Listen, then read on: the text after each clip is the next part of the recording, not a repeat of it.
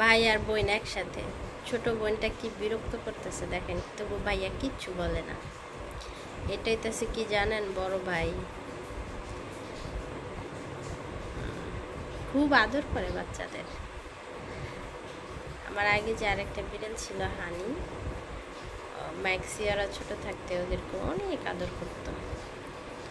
এই যে Elsa, Elsa, Elsa, হ্যাঁ একটু তাকাইছি দেখেন, মাশাআল্লাহ।